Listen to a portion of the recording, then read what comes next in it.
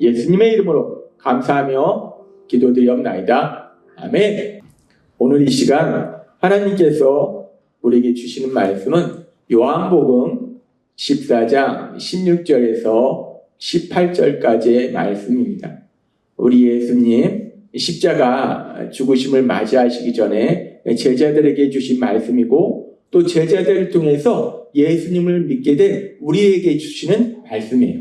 이 말씀 함께 읽도록 하겠습니다. 시작. 내가 아버지께 구하겠으니 그가 또 다른 보혜사를 너희에게 주사 영원토록 너희와 함께 있게 하리니 그는 진리의 영이라. 세상은 능히 그를 받지 못하나니 이는 그를 보지도 못하고 알지도 못함이라. 그러나 너희는 그를 아나니 그는 너희와 함께 거하시며 또 너희 속에 계시겠습니다. 내가 너희를 고아와 같이 버려두지 아니하고 너희에게로 오리라. 아멘. 오늘도 이 시간 우리 사랑하신 하나님 우리에게 말씀하실 때 예배 시간마다 우리 입술을 통해서 선포하게 하신 말씀, 빌립보서 4장 13절 말씀 힘차게 선포하는 시간 갖도록 하겠습니다. 빌립보서 4장 13절 말씀. 내게 능력 주신 나의 주님 안에서 내가 모든 것을 할 수 있느니라. 아멘.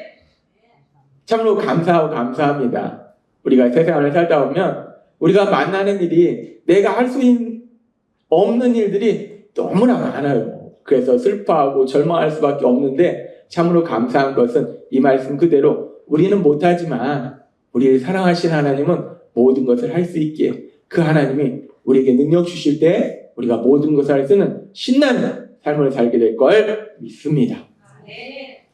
제가 신앙생활을 하는 중에 제가 사역자가 되기 전에 평신도로 신앙생활을 할 때 전인치유 수양회라는 게 있었어요. 그래서 전인치유 수양회에 가서 이제 말씀을 듣고 또 삶의 나눔을 갖고 또 말씀을 듣고 기도하고 뭐 그것이 하루 종일 반복됐는데, 그러면서 예배를 드린 이후에 또 같은 조원들끼리 모여서 이렇게 자신의 삶 속에 있었던 믿음의 삶에 대해서 얘기하는 시간이 있었어요. 그때 한 집사님이 하신 자신의 삶 속에 있었던 일에 대해서 말씀해 주신 게 있는데, 제가 지금도 그 집사님의 이야기가 마음에 남았습니다. 그 집사님이 예수님을 믿고 나서 얼마 되지 않아서 꿈을 꿨대요. 꿈을 꿨는데 그 꿈이 현실처럼 너무나 생생하더라는 거예요. 꿈을 꿨는데, 우리 그 꿈을 꾸긴 했는데 그 꿈이 현실처럼 생생한 그런 꿈을 꿀 때가 있습니다. 근데 예수님을 믿고 얼마 안 돼서 꾼 꿈인데 너무나 생생한 거예요. 근데 그 꿈이 어떤 꿈인가? 꿈속에서 화창한 봄날 자신이 어린아이가 돼서 마당에서 신나게 놀고 있는 거예요. 그런데 그렇게 자신이 신나게 놀고 있는데 어떤 신사분이 그런 자신을 계속 바라보면서 웃고 계시는 거예요. 자신을 사랑의 눈으로 계속 바라보시는 거예요. 계속 바라보시면서 환하게 웃고 계시는 그런 꿈을 꾼 거예요. 그리고 그 꿈이 깼는데도 불구하고 그 꿈이 너무나 현실처럼 생생한 거예요. 그러면서 이분이 꿈이 깨서 이분의 마음속에 꿈속에서 그렇게 나를 계속 지켜보시면서 웃고 계신 그분이 하나님이시구나 라고 이분의 마음속에 생각이 드는 거예요. 그래서 이분이 그렇게 생생한 꿈속에서 하나님이 자기를 지켜보시는 꿈을 꾸고, 그 이후로는 자신은 하나님이 언제나 어디에서나 나를 지켜보신다라는 그 믿음을 굳건하게 가지는 삶을 살게 됐다라고 고백하시더라고요. 꿈속이 너무나 생생하니까. 그러니까 하나님이 꿈처럼 언제나 내 삶 속에 나를 지켜보고 계신다라는 믿음으로 산다고 고백하셨어요. 근데 이 고백이 귀하긴 한데, 그런데 우리가 이 고백을 좀 객관적으로 살펴보면은 이게 꿈이에요. 말 그대로 꿈이고 현실이 아닙니다. 그런데 꿈이 아무리 생생하다 쳐도 꿈입니다. 근데 꿈을 현실이다 생각하고 사실이다 생각하고 믿는다는 게 이 세상 사람들이 볼 때는 이것이 좀 주관적이고 착각하고 있는 거 아닌가, 그런 생각이 들 수 있어요. 이분이 꿈속에 너무나 생생하게 하나님이 자신을 계속 지켜보고 계신다는 그런 꿈을 꾼 이후로 그 꿈이 너무 생생하기 때문에 그 이후로는 하나님이 언제나 나를 지켜보고 계신다라고 믿는데, 그렇다면 이 믿음이 정말 맞는 것일까? 우리가 이런 의문을 생각해 볼 수 있어요. 이것이 맞는 것일까? 그런데 이거에 대한 대답은 우리가 각자가 한번 믿음 안에 생각해 보고, 그런데 이분은 아무튼 꿈속에서 하나님이 계속 지켜보시는 꿈을 꾸고 그 꿈이 너무나 생생하기 때문에 하나님이 나를 계속 지켜보신다라고 믿어요. 그런데 여기 있는 우리들은 이 집사님처럼 뭐 생생한 꿈을 꾼 것도 아니에요. 우리가 꿈속에서 뭐 하나님이 나를 계속 지켜보시는 꿈을 꾼 것도 아니에요. 그런데 우리는 어떤 믿음을 가지고 있는가? 하나님 아버지가 나를 보고 계신다라는 믿음을 가지고 있어요. 우리는 뭐 이 집사람처럼 꿈을 꾼 것도 아닌데, 그런데 하나님 아버지가 나를 지켜보고 계신다. 내가 여기 있든 저기 있든 어떤 상황에 있든 나를 지켜보신다는 믿음이 있다는 거예요. 그렇다면 우리가 그렇게 믿는데 이 믿음을 다시 한번 생각해 볼 때 우리가 믿는 이것이 진짜냐는 거예요. 사실이냐는 거예요. 내가 하나님이 지금도 날 지켜보고 계신다라고 믿는데 이게 사실이냐? 아니면 하나님이 날 계속 지켜보고 계시면 좋겠네? 라는 나의 간절한 기대감이 있어요. 그렇기 때문에 내 기대감이 만들어낸 착각이냐? 이게 사실이냐? 착각이냐? 특별히 우리가 내가 슬프고 눈물 나는 그 순간, 그리고 내 삶 속에 삶의 문제로 인해서 힘들어하는 그 순간, 오늘도 지금 우리가 7월 18일 날 에어컨을 고쳤는데 오늘 아침에 와서 에어컨을 틀었는데 이게 뭐가 심상치가 않아요. 뭔가가 이상합니다. 뭔가가 고장난 것 같아요. 7월 18일 날 고쳤는데 너무 속상합니다. 인간적으로 속상해요. 그리고 솔직히 짜증도 나요. 이거 또 고쳐야 돼? 짜증도 나요. 그러면서 제 마음속에는 아까도 제가 저 유아예배실에서 말씀 준비하면서 기도하면서 하나님 아버지가 날 보고 계시는데, 하나님 아버지가 지금 보고 계시는데, 아버지, 제가 혼자 그랬어요. 아버지 지금 이거 보고 계시잖아요. 아버지, 근데 이거 에어컨 이상해요. 아버지 보고 계시잖아요. 제가 혼자서 중얼거렸어요. 그렇게 우리가 삶의 문제를 만났을 때 아버지가 날 보고 계신다는 그 믿음이 우리한테 있다는 거예요. 그리고 또 삶 속에 우리가 사람들로 인해 상처받았을 때 때로는 그 상처 주는 사람이 가족일 수도 있고 친구일 수도 있고 직장 동료일 수도 있고, 그렇게 누군가 나에게 상처 줬을 때 내가 마음이 너무 아플 때 그때 우리가 혼자서 중얼거려요. 아버지가 보고 계시잖아요. 아버지 지금 이거 보고 계시잖아요. 아버지 다 알고 계시잖아요. 혼자 중얼거린다. 그거는 하나님이 아버지가 날 보고 계신다는 걸 믿는 거예요. 그렇다면 우리가 그렇게 매 순간 하나님 아버지가 나를 보고 계시는데 라고 믿는 이 믿음이, 그래, 이 순간 나 혼자가 아니야. 하나님이 지금 날 보고 계셔 라는 그 간절한 기대, 하나님 분명히 보고 계실 거야 라는 나의 간절한 기대가 만드는 착각이냐? 아니면 진짜냐? 내 눈에 보이지 않지만 진짜 하나님이 보고 계시는 거냐? 아니면 내 착각이냐? 믿음은 정확해야 됩니다. 믿음은 대충대충이 없어요. 그래서 오늘은 이 부분에 대해서 하나님이 명확하게 우리에게 말씀해 주십니다. 하나님 아버지가 언제나 나를 보고 계신다라고 믿는 것은, 다른 표현으로 하면은 하나님 아버지가 나를 보고 계신다? 그 얘기는 뭐냐면 하나님 아버지가 언제나 나와 함께 하신다는 거예요. 함께 하시기 때문에 언제나 나를 보고 계신 거죠. 그러니까 하나님 아버지가 나를 언제나 보고 계신다는 걸 믿는 것은, 다른 말로 하나님이 언제나 나와 함께 하신다는 것을 믿는 거예요. 그렇다면 하나님이 언제나 내가 어디에 있든지 무엇을 하든지 어떤 사람하고 있든지 하나님이 진짜 나와 함께 하시는 거냐? 그게 사실이냐? 아니면 내 착각이냐? 성경에 보면은 이 땅을 창조하시고 우리를 만드신 하나님은 우리 인간에 대해서 이렇게 말씀하십니다. 로마서 3장 23절의 말씀. 같이 읽겠습니다. 시작. 모든 사람이 죄를 범하였음에 하나님의 영광에 이르지 못하더니. 아멘. 하나님은 말씀하십니다. 이 땅의 모든 사람들이 죄를 범했다라고 말씀해요. 아담과 하와, 최초의 사람 아담과 하와의 범죄 이후로 모든 사람은 원죄를 가지고 태어났어요. 원죄를 가지고 태어났다는 것이 아담과 하와가 죄를 지었기 때문에 너도 죄인이야. 흔히 얘기하는 연좌죄. 아버지가 죄를 지었기 때문에 너도 죄인이야. 연좌죄를 의미하는 게 아니에요. 아담과 하와가 죄를 지었는데 그 죄를 지으려는 속성, 그 속성을 우리가 가지고 태어났다는 거예요. 참 무섭습니다. 아버지가 안 좋은 버릇이 있으면 나는 전혀 닦고 싶지 않은데 유전적으로, 환경적으로 나에게 그게 있다는 거예요. 요즘 제가 그 이호선 교수님의 그 상담 프로를 가끔 보는데 거기도 보면 그래요. 아버지가 정말 막 폭력적이고 그래요. 너무 싫었어요. 상처받았어요.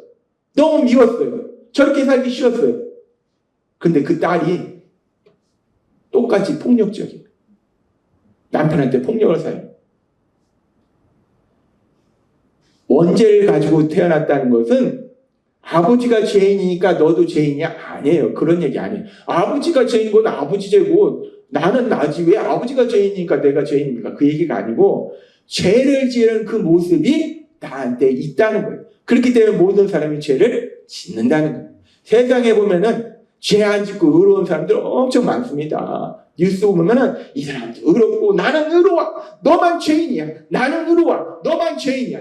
의로운 사람이 어떻게 그렇게 많은지 몰라요. 무지하게 많습니다. 그런데요, 정확하게 그 사람을 만드신 하나님 말씀할 때 모든 사람이 죄인이다 라고 말씀한다는 거예요. 그렇습니다. 우리는 모두 죄인이에요. 죄를 지으는 성향이 우리 안에 있고 창세기의 말씀처럼 어려서부터 그 계획하는 바가 악할 뿐이다 하는 그 말씀이 우리 삶 속에 그대로 이루어지고 있다는 거예요. 그런데 그 죄가 뭐가 문제인가? 세상에서 계속 얘기하자면 죄라는 건요, 세상에서 얘기하는 죄는 안 들키면 됩니다. 죄 졌냐 안 졌냐? 중요하지 않아요. 세상은 그거 전혀 안 중요합니다. 안 들키면 돼요. 들키면 어떡하는가? 나 모른다. 딱 잡아떼면 됩니다. 그래도 안 되면 어떡하나? 나 기억이 안 난다 하면 돼요. 세상은 그렇습니다. 우리가 얼마나 많이 봅니까? 나 죄 안 졌다, 기억이 안 난다, 나 모른다. 그러면 다 넘어가요. 그리고 얼마 전까지는 나 술 마셨다? 그럼 또 넘어가요. 세상은 그렇습니다. 죄라는 것이 크게 문제되지 않아요. 들키지 않으면 되고 죄 안 졌다고 딱 잡아떼면 되고. 그런데 이 세상을 만드신 하나님은 명확하게 말씀할 때 이 죄라는 것이 그렇게 간단한 게 아니라는 거예요. 세상은 넘어갈지 몰라도 하나님은 이 죄가 어떤 문제를 일으키는지, 특별히 우리를 창조하신 하나님과의 관계 속에서 이 죄라는 것이 왜 심각하냐? 왜 죄가 심각하냐? 이사야서 59장 2절은 이렇게 말씀합니다. 같이 읽겠습니다. 시작. 오히려 너희의 죄악이 너희를 하나님과 갈라놓았다. 너희의 죄악이 너희와 하나님 사이에 장벽처럼 쌓여있기 때문에 너희가 부르짖어도 하나님이 들으실 수가 없다. 너희의 온갖 악행이 쌓여서 하나님의 얼굴을 가려놓았기 때문에 하나님이 너희의 비참한 모습을 바라보실 수가 없다. 하나님은 말씀합니다. 이 죄라는 것이 왜 그렇게 심각한가? 이 땅을 창조하신 하나님, 우리를 만드신 하나님은 말씀할 때 죄가 하나님과 우리 사이를 갈라놓았다는 거예요. 완전히 분리시켜놨다는 거예요. 따라서 거룩하신 하나님, 죄가 없으신 하나님이 죄를 지은 우리와 함께 하실 수가 없다는 거예요. 죄는 하나님과 우리 사이를 완전히 갈라놓습니다. 분리해놔요. 그렇기 때문에 거룩하신 하나님이 우리와 함께 하실 수 없는 거예요. 그런데 참으로 감사한 것은 요한복음 3장 16절은 놀라운 말씀을 하십니다. 세상에 사람들이 생각하는 상식과는 전혀 다른 말씀하세요. 죄를 진 사람이에요. 엄청나게 나쁜 사람이에요. 그런데 하나님은 그런 우리를 향해서 뭐라고 말씀하시는가? 요한복음 3장 16절 우리가 함께 읽도록 하겠습니다. 시작. 하나님이 세상을 이처럼 사랑하사 독생자를 주셨으니 이는 그를 믿는 자마다 멸망하지 않고 영생을 얻게 하려 하심이라. 아멘. 우리가 왜 하나님을 사랑이라고 이야기하는가? 우리가 죄로 인해서 하나님께 가까이 갈 수 없고 하나님으로부터 떨어져 있었고 죄로 인해서 고통과 멸망의 삶을 살아야 되는데, 그런데 하나님은 그런 우리를 사랑하신다는 거예요. 불쌍히 여기신다는 거예요. 우리가 자녀가 있어요. 자녀가 맨날 말썽부려요. 나한테 반항해요. 그래도 일반적인 부모는, 하나님 만드신 부모는 그 자녀를 사랑해요. 하나님은 우리를 창조하셨어요. 우리가 죄를 졌어요. 엉망으로 살아요. 내 멋대로 살아요. 그런데도 하나님은 우리를 사랑하셨다는 거예요. 하나님이 우리를 사랑하셔서 그래서 무엇을 하셨는가? 지금 이 말씀은 독생자 예수님을 주셨다라고 말씀하죠. 독생자 예수님. 독생자이신 예수님. 하나님이신 예수님이 2000년 전 우리와 똑같은 육체를 지닌 인간의 몸으로 이 땅에 오셨다는 거예요. 그런데 그 예수님을 주셨다는 것이 무엇을 의미하는가? 하나님이신 예수님이 이 땅에 오셨다는 것이 무엇을 의미하는가? 예수님이 오신 목적, 예수님이 오셔서 어떤 일을 하시는가? 그 부분에 대해서 예수님이 태어나실 때에 마태복음 1장 21절과 23절은 이렇게 말씀합니다. 같이 읽겠습니다. 시작. 아들을 낳으니 이름을 예수라 하라. 이는 그가 자기 백성을 그들의 죄에서 구원할 자이심이라 하니라. 보라, 처녀가 잉태하여 아들을 낳을 것이요 그의 이름은 임마누엘이라 하리라 하였으니 이를 번역한즉 하나님이 우리와 함께 계시다 함이라. 아멘. 독생자 예수님을 보내주셨어요. 근데 그 예수님이 왜 이 땅에 오셨는가? 마태복음 1장 21절 명확하게 말씀할 때 그가, 우리 예수님이 자기 백성을, 하나님이 창조하신 우리 모두를 죄에서 구원하시기 위해서 오셨다라고 말씀합니다. 죄로 인해서 우리가 거룩하신 하나님 곁에 갈 수 없고 하나님이 우리와 함께 하실 수 없었는데 우리 예수님이 이 땅에 오셔서 우리를 죄에서 구원하심으로 인해서 어떤 일이 벌어지는가? 임마누엘, 헬라어로 임마누엘이 뭐냐? 하나님이 함께 하신다는 거예요. 우리가 죄에서 구원받기 때문에 하나님이 우리와 함께 하신 그 은혜를 다시 누리도록 하신다라고 말씀한다는 거예요. 그러면서 이 부분에 대해서 하나님은 조금 더 명확하게 말씀할 때 갈라디아서 3장 13절에서 14절은 이렇게 말씀합니다. 같이 읽겠습니다. 시작. 그러나 그리스도께서는 우리가 받아야 될 저주를 대신 받으시고 멸망할 수밖에 없는 우리를 구하셨습니다. 성경에 나무에 달린 자는 누구나 저주받은 자이다 라고 기록된 대로 예수께서는 나무로 만든 십자가에 달려서 우리를 율법의 저주에서 건져주신 것입니다. 이에 이제 하나님께서는 아브라함에게 약속하신 복을 이방인에게도 주십니다. 그리고 우리는 모두 믿음으로 약속된 성령을 받게 된 것입니다. 아멘. 갈라디아서 3장 13절은 우리 예수님이 이 땅에 오신 목적에 대해서 명확하게 말씀할 때 우리 예수님이 하나님이신데 놀라운 기적을 행하셨는데 우리가 알다시피 유대인들에게 잡혀서 십자가에서 죽임을 당하셨어요. 하나님인데 왜 자신이 만든 피조물에게 그 기적을 행하시는 엄청난 능력이 있는데 그냥 말 한마디면 자신을 잡는 그 모든 사람들을 그냥 멸하실 수 있는데, 근데 왜 그 하나님이, 예수님이 십자가에서 죽임을 당하시는가? 그 이유에 대해서 우리가 상식적으로 도저히 이해가 안 돼요. 내가 힘이 엄청나게 센데 요만한 애들한테 더 죽이는 거예요. 왜? 내가 힘이 이렇게 센데 그냥 팩 때려버리면 되지. 왜 그런 일이 벌어졌는가? 하나님인데, 전능하신 능력인데 왜 십자가에서 죽임을 당하셨는가? 우리가 도저히 이해할 수 없는 일이라는데 뭐냐면, 우리가 죄로 인해서 다 죽어야 되는데 하나님 예수님이 십자가에서 내가 받아야 될 그 죄의 형벌을 대신 받으셔서 죽임을 당하셨다는 것. 이걸 우리는 형벌 대속의 죽으심이다라고 말해요. 형벌을 대신 받으심으로 해서 우리를 죄에서 자유롭게 하셨다는 거예요. 그렇게 우리 예수님이 십자가 죽으심을 통해서 우리를 죄에서 자유롭게 하셨기 때문에, 우리의 죄의 문제를 해결해 주셨기 때문에, 내가 받아야 될 죄의 벌을 다 예수님이 받으셨기 때문에 이제 나는 더 이상 죄인이 아니고 하나님이 나를 의롭다 말씀하신다는 거예요. 그리고 이제 죄 때문에 우리가 거룩한 하나님께 가까이 갈 수 없었고 하나님이 우리와 함께 할 수 없었는데 죄의 문제가 해결되니까 어떤 일이 일어나는가? 지금 이 말씀처럼 성령 하나님을 우리에게 선물로 주신다라고 말씀하신다는 거예요. 우리가 예수님을 구주와 주님을 믿을 때 내가 죄인이다 라는 걸 회개하고 예수님을 구주와 주님을 믿을 때 우리 눈에 보이지 않지만 이 약속의 말씀처럼 약속된 성령, 그 성령은 우리에게 오셔서 우리와 영원히 함께하고 계심을 믿습니다. 아멘. 죄로 인해서 하나님이 우리와 함께할 수 없었는데 예수님이 죄의 문제를 해결해 주시니까 성령 하나님이 우리에게 오셔서 우리와 함께하신다는 거예요. 그러면서 우리가 이 부분을 조금 더 깊이 묵상해 보면 이제 우리가 예수님을 믿으면 성령 하나님이 우리 안에 오셔서 내주하신다고 해요. 우리가 조직신학적으로 내주하신다고 하는데 성령님이 우리 안에 계신다는 거예요. 성령 하나님이 우리 안에 계시는데 그 성령 하나님이 우리와 함께 하신다는 거, 이것이 무엇을 의미하는 것일까? 성령 하나님이 우리와 함께 하신다. 이 부분에 대해서 우리가 조금 더 깊이 들어가 보면 이 성경의 말씀을 논리적으로 그리고 체계적으로 연구하고 정리한 학문이 신학에서 조직신학이라는 학문이 있어요. 이 조직신학이라는 학문은 상당히 논리적인 학문이에요. 체계적인 학문이에요.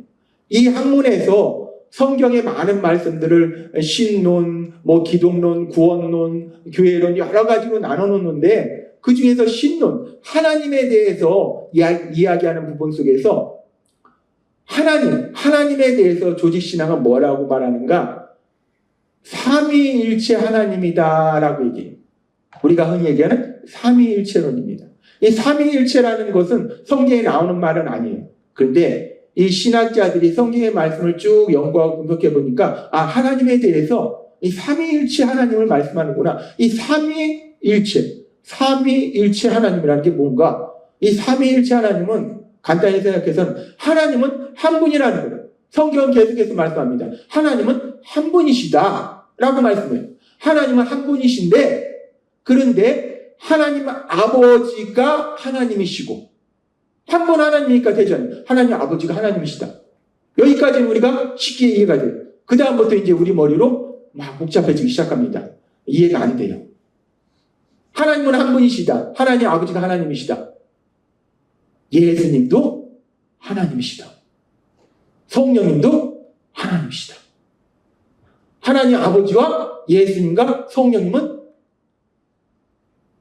각각 하나님 아버지고 예수님이고 성령님인데 세 분이 아니라 한 분이다. 이제 머리에 쥐나기 시작합니다. 이거를 논리적으로 어떻게 설명해 보려고 들어가면요. 이쪽도 이단이고 저쪽도 이단이고 다 이단입니다. 어느 쪽도 이단이에요. 왜? 인간의 논리로, 인간의 말로 삼위일체 하나님을 설명할 수가 없어요. 어떤 비유로도 설명할 수 없어요. 어떤 사람들은 봐라, 물이 있지, 얼음이 있지, 수증기가 있지, 이단입니다. 나를 아버지라 부르지, 아내는 남편이라 부르지, 부모님은 아들이라 부르지, 이단입니다. 어떤 식으로 해도 다 이단이에요.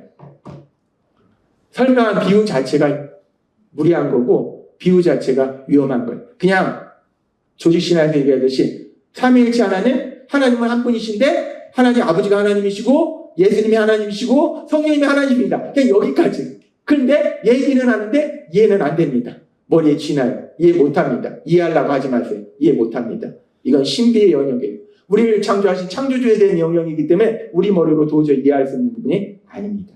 그런데 여기서 또 하나 말씀하는 게 그렇게 하나님 아버지가 계시고 예수님이 계시고 성령님이 계신데 한 분 하나님이시다. 그런데 사역에 있어서 하시는 일에 있어서는 각각 다르다는 거예요.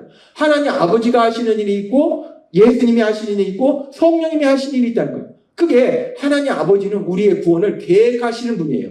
그리고 예수님은 십자가 죽으심을 통해서 그 계획을 이루신 분이에요. 성령님은 우리 안에 내주하셔서 그 계획을 우리 삶 속에 적용하시는 분이에요. 그래서 이게 우리가 조직신학적으로 들어가면 삼위일체론에 대해서 존재론적 삼위일체, 경륜적 삼위일체 이렇게 얘기해요. 존재론적 삼위일체는 하나님이 한 분이신데 하나님 아버지, 예수님, 성령님이 계신다. 이게 존재론적 삼위일체예요. 경륜적 삼위일체는 하나님 아버지께서 하신 일이 다르고 예수님이 하시는 일이 다르고 성령님이 하시는 일이 다르다. 이게 경륜적 삼위일체예요. 근데 이 삼위일체는요, 이 조직 신학의 학문 중에서 가장 어려운 학문, 그리고 우리 머리로 도저히 이해할 수 없는 부분이 이 삼위일체론이에요. 그래서 제가 삼위일체에 대해서 지금 말씀을 드렸는데, 이거는 뭐 여러분에게 기억하라고 말씀드린 것도 아니고 이해하라고 말씀드린 것도 아니고 그냥 그렇게 얘기한다라고 한번 들어보라고 말씀을 드리는 거예요. 이 삼위일체 하나님에 대해서 기억하기 쉽지 않습니다. 근데 중요한 건 뭐냐면 이 삼위일체 하나님을 통해서 하나님이 오늘 우리에게 주시고자 하는 실제적인 중요한 의미가 있다는 거예요. 그건 뭐냐면 우리가 예수님을 구주와 주님으로 믿으면 성령 하나님을 우리에게 보내주셔서 우리와 영원히 함께 하세요. 성령님이 나와 함께 하신다는 거예요. 그런데 지금 살펴본 것처럼 하나님은 삼위일체 하나님이시라는 거예요. 성령님이 우리와 함께 하신다는 것은 삼위일체 하나님이신 하나님 아버지가 우리와 함께 하시는 것이고 예수님이 우리와 함께 하시는 거예요. 놀랍습니다.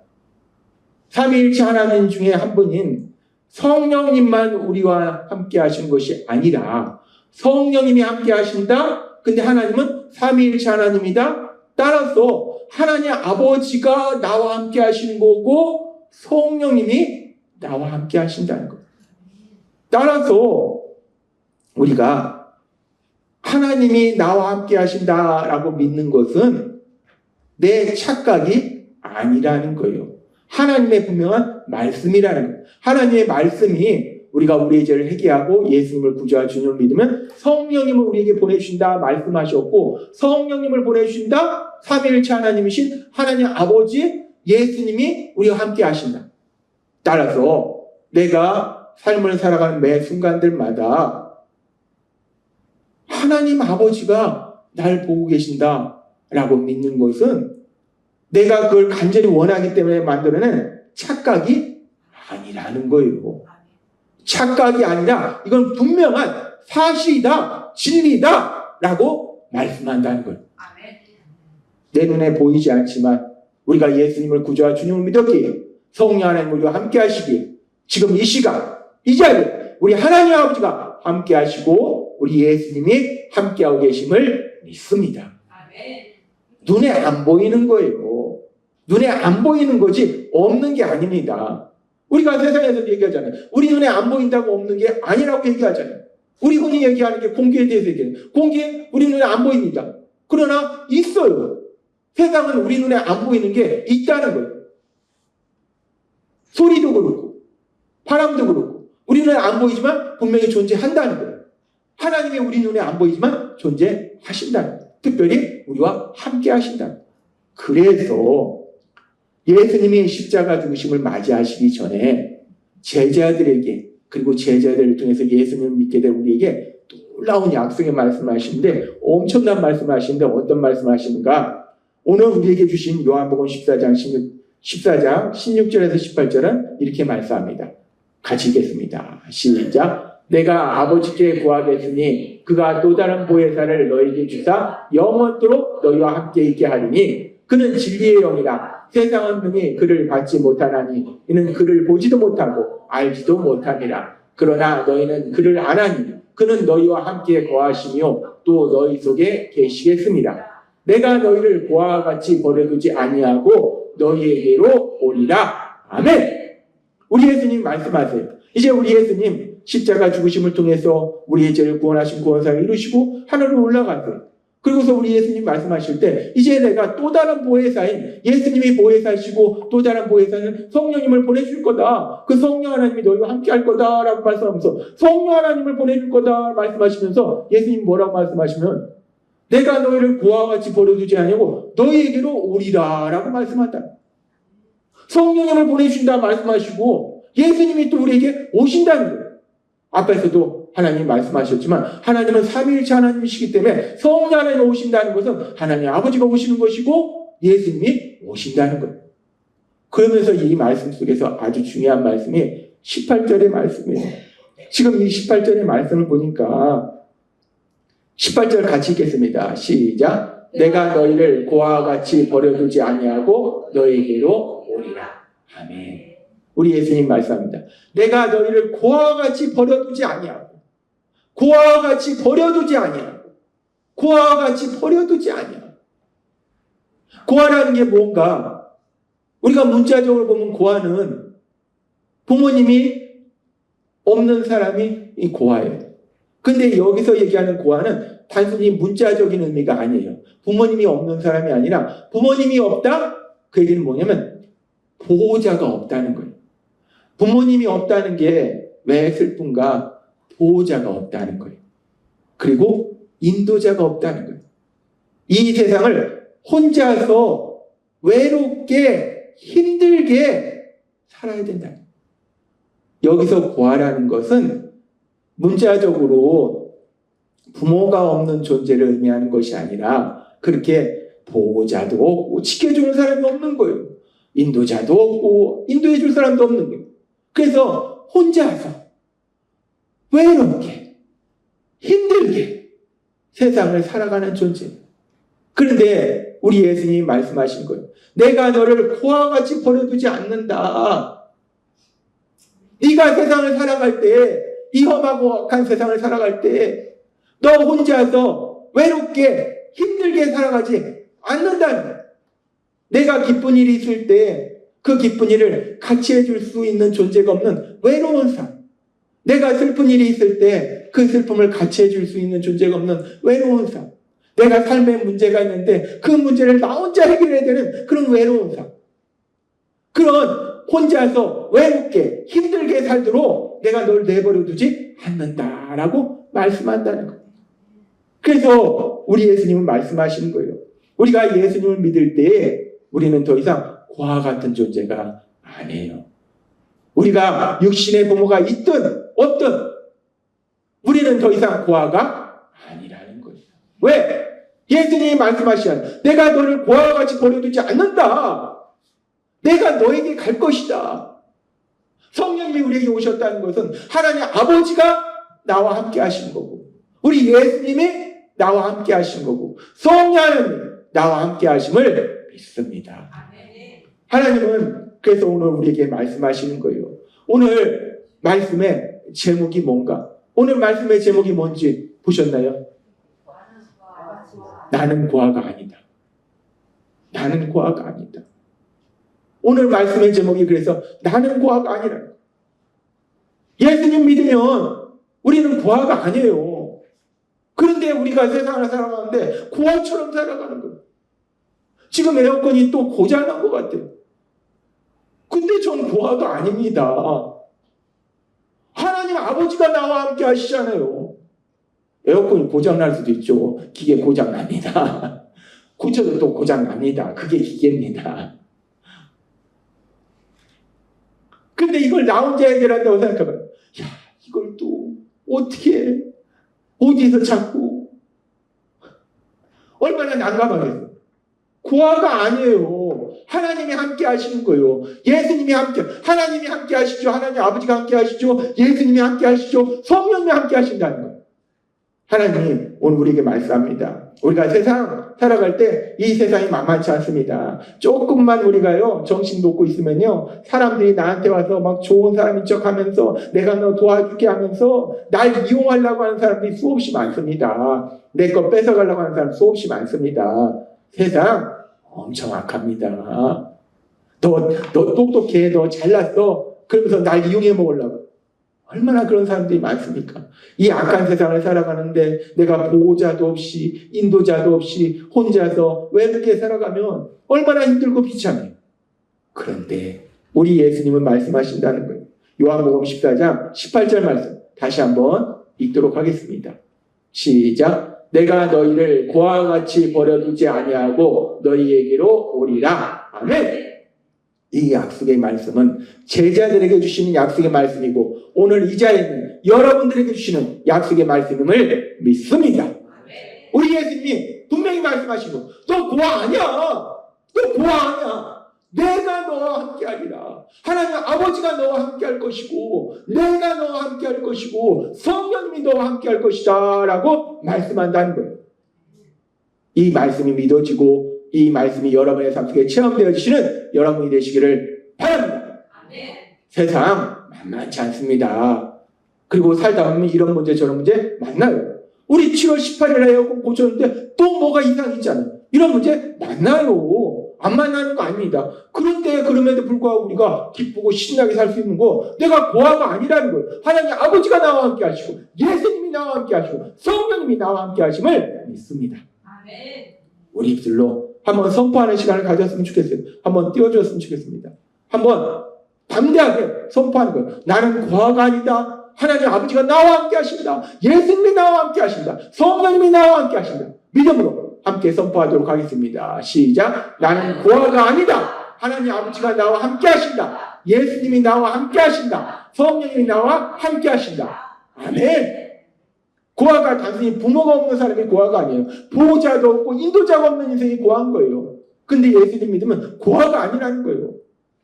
이 말씀 다시 한번 가슴에 새기며 힘차게 선포하도록 하겠습니다. 시작. 나는 고아가 아니다. 하나님 아버지가 나와 함께 하신다. 예수님이 나와 함께 하신다. 성령님이 나와 함께 하신다. 아멘. 이 말씀이 믿어지고 삶의 매 순간마다 체험되지. 그래, 내가 고아가 아니야. 내 옆에 하나님 아버지가 계셔. 예수님이 계셔. 성령님이 계셔. 이 놀라운 진리가 체험되어지는 복을 누리시는 여러분이 되시기를 바랍니다. 아멘. 하나님은 우리에게 말씀하는 거예요. 우리가 살아가는 세상 만만치 않습니다. 만만치 않아요.